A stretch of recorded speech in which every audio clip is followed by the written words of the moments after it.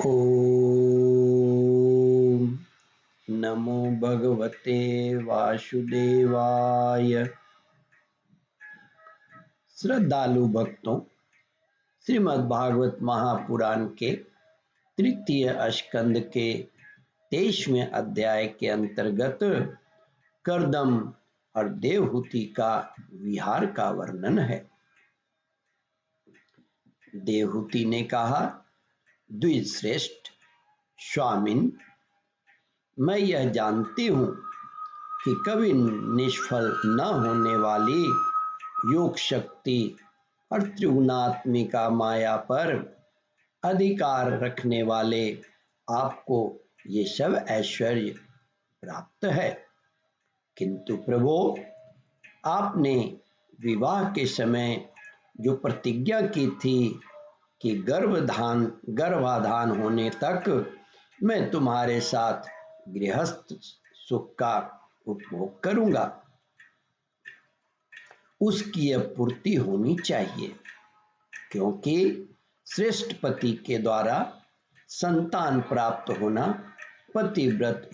पतिव्रता स्त्री के लिए महान लाभ है। हम दोनों के समागम के लिए शास्त्र के अनुसार जो कर्तव्य हो उसका आप उपदेश दीजिए और उबटन, गंध, भोजन आदि उपयोगी सामग्री भी जुटा दीजिए, जिससे मिलने की इच्छा से अत्यंत दीन दुर्बल हुआ मेरा यह शरीर आपके अंग संग के योग्य हो जाए, क्योंकि आपकी ही बढ़ाई हुई काम वेदना से मैं पीड़ित हो रही हूँ। स्वामिन, इस कार्य के लिए एक उपयुक्त भवन तैयार हो जाए, इसका भी विचार कीजिए। श्री मैत्रेय जी कहते हैं, विदुर जी, कर्दम मुनि ने अपनी प्रिया की इच्छा पूर्ण करने के लिए उसी समय योग में स्थित होकर एक विमान रचा, जो इच्छा अनुसार सर्वत्र जा सकता था। यह विमान सब प्रकार के इच्छित भोग सुख प्रदान करने वाला, अत्यंत सुंदर, सब प्रकार के रत्नों से युक्त, सब संपत्तियों की उत्तरोत्तर वृद्धि से संपन्न तथा मणिमय खंभों से सुशोभित था। वह सभी ऋतुओं में सुखदायक था और उसमें जहां तहां सब प्रकार की दिव्य सामग्रियां रखी हुई थी तथा उसे चित्र विचित्र रेशमी झंडों और पताकाओं से खूब सजाया गया था, जिन पर भ्रमरगण मधुर गुंजान कर रहे थे। ऐसे रंग बिरंगे पुष्पों की मालाओं से तथा अनेक प्रकार के सूती और रेशमी वस्त्रों से वह अत्यंत शोभायमान हो रहा था।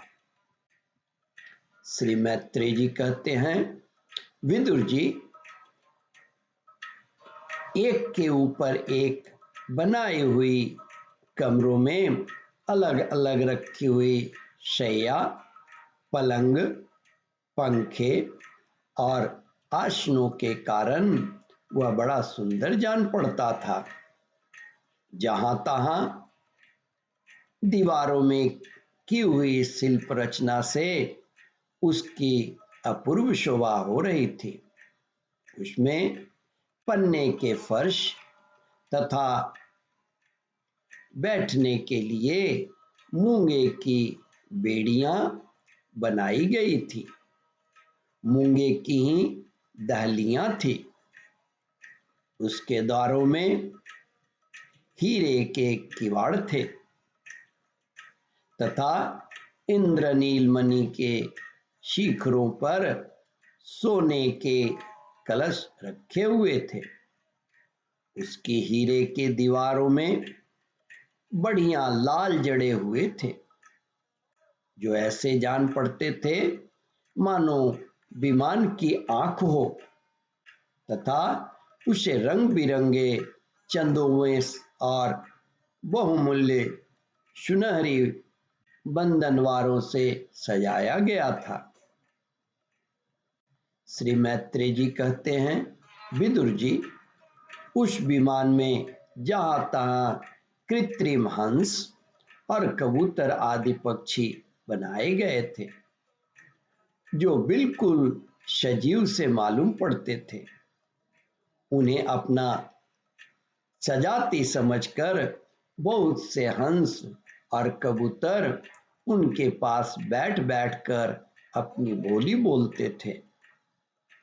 उसमें सुविधानुसार क्रीड़ा स्थल